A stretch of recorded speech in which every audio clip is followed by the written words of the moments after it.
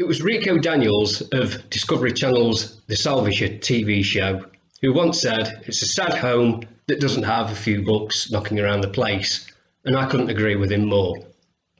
Of course, he then went on to make a bookcase using an old Chieftain tank, half hundredweight of concrete, and 4 plutonium rods he bought from a dodgy-looking Iranian man. Nice.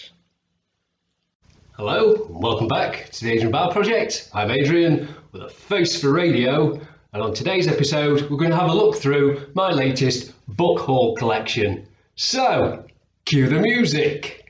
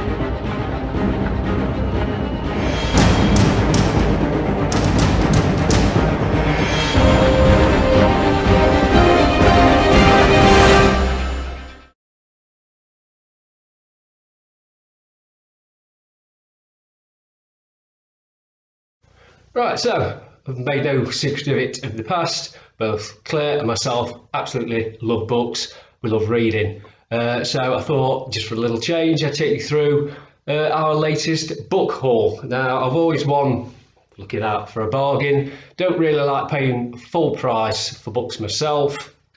And if we can get one cheaper than the retail recommended price, I'll be there. So first off is Stephen King's It.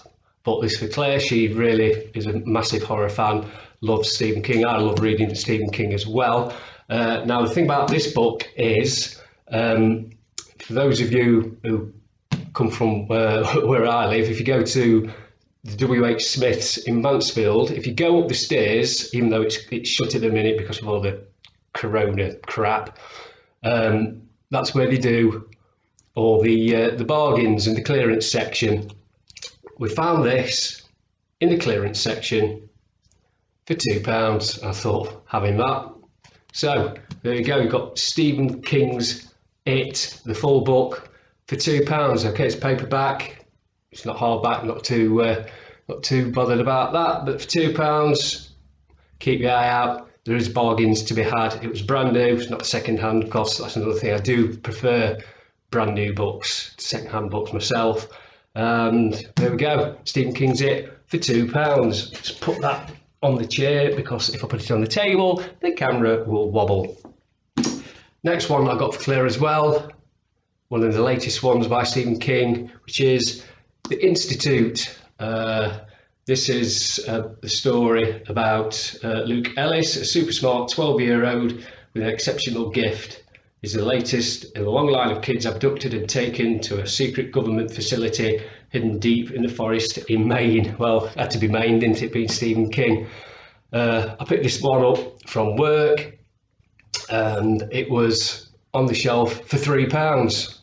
So I thought, yeah, having that, £3. Went back the following day and it's gone up to £4. So don't really, like I usually do, thinking, oh, I'll go back and pick that up tomorrow because, like I say, the price can go up and down within the time it takes you to come back to the store. So Claire has read this, says it's absolutely fantastic. I've yet to read it. I've yet to start reading any of these books actually because I'm still reading the Warhammer 40,000 core book. It's going all the lore into that and I'm still reading that. It's quite a hefty book to get through. So I will be doing book reviews, plain talking book reviews for these when I've read them. So there we go, that's that one. Right, all the next ones I've got from Amazon. Now, quite frankly, I can't believe they were this cheap. So But first, before we go into them, I want to show you this book. This is Witch, Wicca, Mother Goose, and it's full of stories about the witch trials in the 17th century. Now, this is probably the best book about witches and witch trials I have ever read. This is a book you cannot put down. I have already read this one. I will do another quick read of it, and then I'll do a proper book review of it.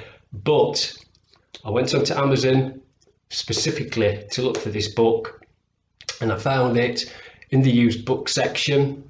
And can you guess how much it was? Give you time. No, it wasn't that. No way, I'm not paying that. No. I tell you how much this was. It was 1p with free postage. And I thought, it's a bit weird. That 1p is a bit of a scam, and they just after your bank details. But I went through Amazon, so I thought, well, I'm going to be having a little bit of protection there as it is. 1p. A few days later, this book come. So there you go. Okay, I know I said I don't like second-hand books, but this is an old book. It is out of print, so that was the only way I was going to get a copy of it, and it's in absolute pristine condition. So there you go. Have a quick look on there. Right, okay, so these next books we've got off at Amazon the last 2 or 3 weeks, and every one of these books I'm going to show you now was £2.25. It's a bargain, it's a steal. So first one up, Bram Stoker, Dracula. Got this one for Claire. If you don't know the story of Dracula by now, you're either too young to be watching this video, so clear off, or I don't know what, you just don't read books. Absolute classic. She'd never read the proper version of this, she'd only seen the films and all that, never read the book, so I thought £2.25, having that one, fantastic. So, myself personally, all I used to read was biographies. I wasn't really a big fiction fan, but as I've got older, your tastes change, don't they? So I've really thought to myself, there are a lot of books, classic books, that I've never read. And really, I feel for myself, I should be reading them. So, right, the next 3 that I'm going to be showing you, sorry about that horrible close-up then, you don't really need to see that, do you? Are what you call real classics. First one up, The Odyssey, Homer. Now, this was translated by George Chapman in 1616, and it's Homer's great epic, describes the many adventures of Odysseus, the Greek warrior, as he strives over many years to return to his homeland of Athea after the Trojan War. Every Ray Harryhausen film, Sword and Sandal film you've ever seen is based upon The Odyssey. So, all your Jason and the Argonaut kind of films and, Clash of the Titans, it's all based around this. It is a poem, written as a poem. Never read it myself, always wanted to, but at £2.25 I thought, there's my chance. Going along with that one, we've got Virgil's The Aeneid. Now, I've not heard of this one before. I bought this as a group of 3 because it was, recommended that if you bought that, other people have bought the 2 other books to go along with it. Now, The Aeneid is Virgil's masterpiece. His epic poem recounts the story of Rome's legendary origins from the ashes of Troy and proclaims the destiny of world domination. So, there you go. This is written sort of out in the form of a poem, not as, I don't think it's like I wandered lonely as a cloud, that kind of thing. But there we go. Love the picture on the front, fantastic. And I say £2.25, can't go wrong. And the next one that went with that, with Homer's The Iliad. Now, if you don't know what the Iliad is, it retells the story of, Achilles. Retells the story of Achilles, the great warrior, and his terrible wrath before the walls that besieged Troy. So there again, if you're into your historical films. I think they did a story about a film about Troy. There you go, Jason the Argonaut, Clash of Titans, all that kind of thing. All your Greek mythology and Greek history, whatever. That's that one there, the Iliad. Again, £2.25 from Amazon. Absolute bargain. Okay, so these next ones I've got now are all Charles Dickens. Now, I don't think anybody hasn't heard of Charles Dickens anywhere in the world. So here we go. First one up, Great Expectations. Fairly sizable book. Absolutely fantastic. £2.25.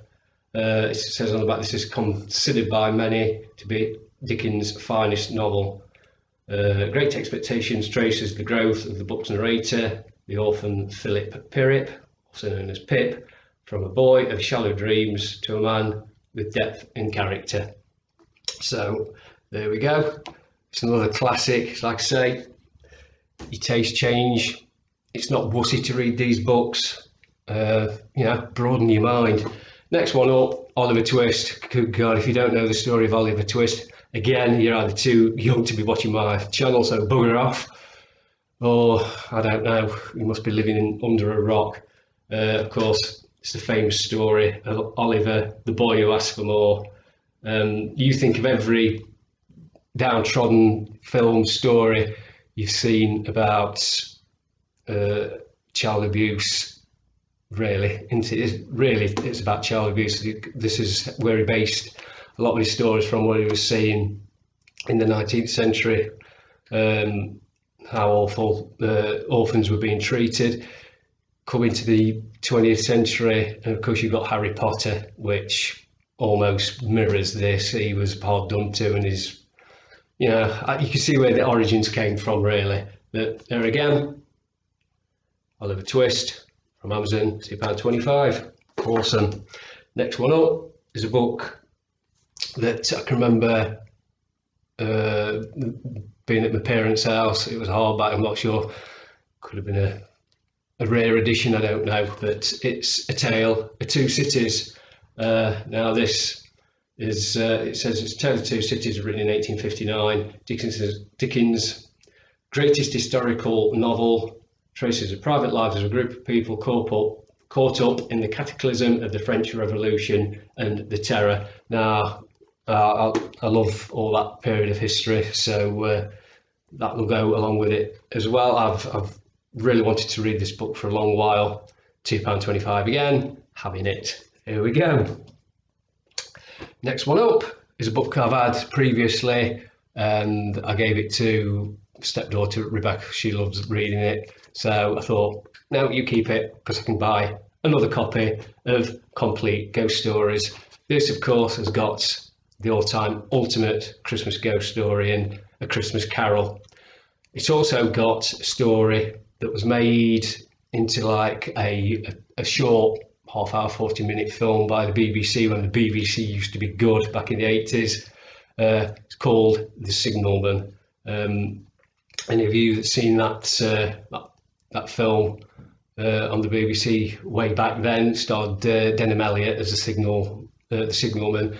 Absolutely brilliant story, brilliant film. So the story's in this one as well, and there are loads of other complete ghost stories that you can read around Christmas time as well. That's when they're all set out. So there we go. Again, £2.25 from Amazon. Absolutely awesome. And the final one is David Copperfield.